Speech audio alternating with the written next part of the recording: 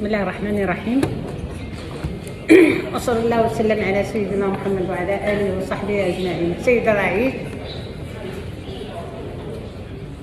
سيد الرئيس،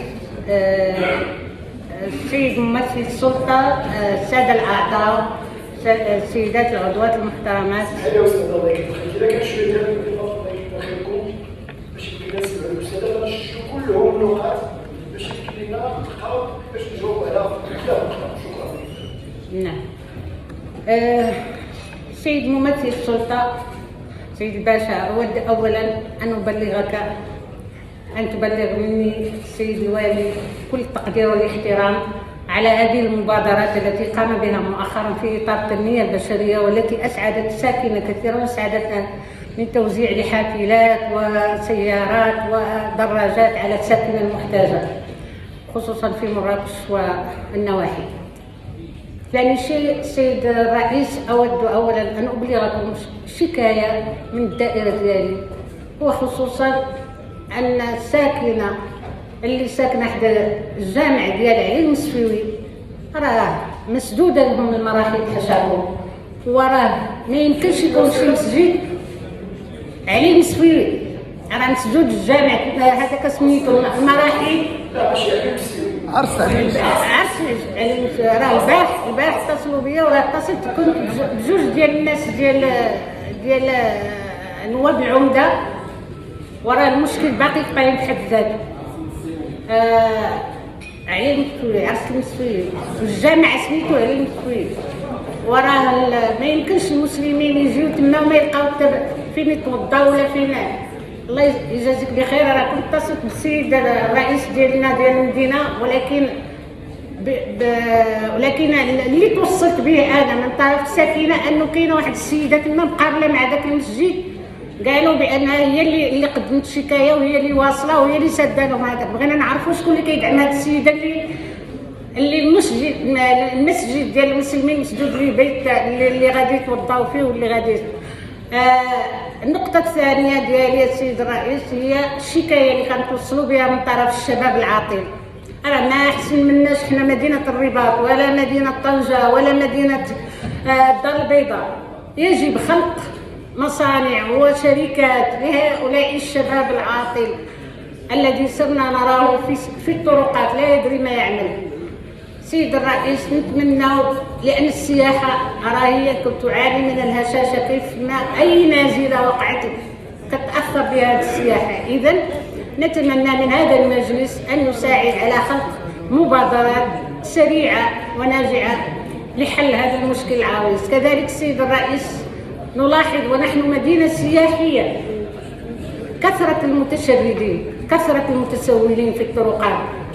هذه ظاهرة تخدش وجهة ديال هذه المدينة السياحية التي تعتمد على السياحة وتعتمد على المظاهر أكثر ما تعتمد على أشياء أخرى.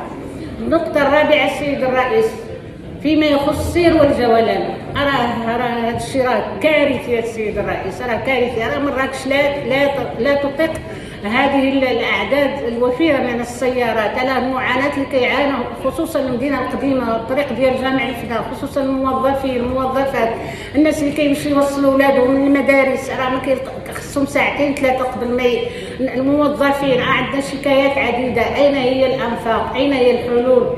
أين هي الحلول سيد الرئيس؟ جاوبونا غير باش نجاوبوا حتى حنا الساكنة. راه كنتعرضوا لوابل من الأسئلة والانتقادات وما كنلقاو باش نجاوبوهم.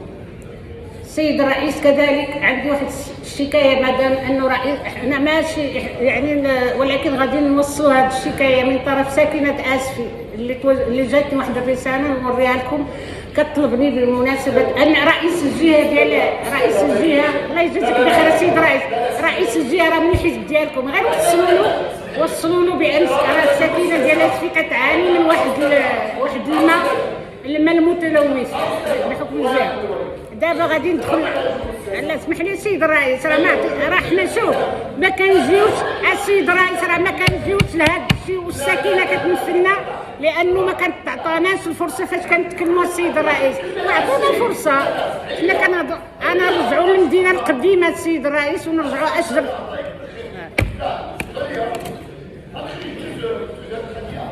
عطيتي شوف، وملي كان كيتكلم السي البيطاري عطيتيه الوقت حيت كيدافع، حتى حنا راه كندافعوا على السكينه. يكون واحد النوع ديال العدل السيد الرئيس، يكون واحد النوع ديال العدل بين الاعضاء. لا ما كيضحك علينا حد، حنا جينا على راه هذا المجلس.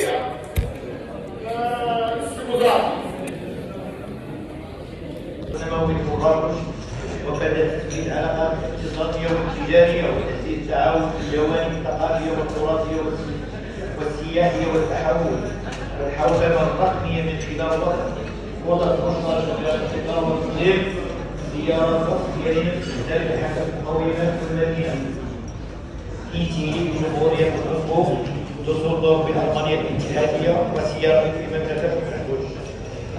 من على ذلك التي هو القضاء على النقاط الثلاثة. الشرطة كلشي يعاني هذاك الإبراء الضريبي، علاش؟ لأنه كنا كنجيبوه من المديرية الجهوية للضرائب، كان عندها الاختصاص وكانت كتقوم بواحد الدور وتسريع وتيرة العمل. اليوم حنا هذاك الإجراء حناه على الخزينة العامة، وبالتالي تنشوفوا الوضع الكارثي ديال الناس. بغينا نقولوا تدخلوا في هذا جماعة فيها السيدات والسادة المستشارين والسيد الرئيس خصو يوسع الصدر ديالو. أنا عندي شي خطط آلية استعجالية علاقة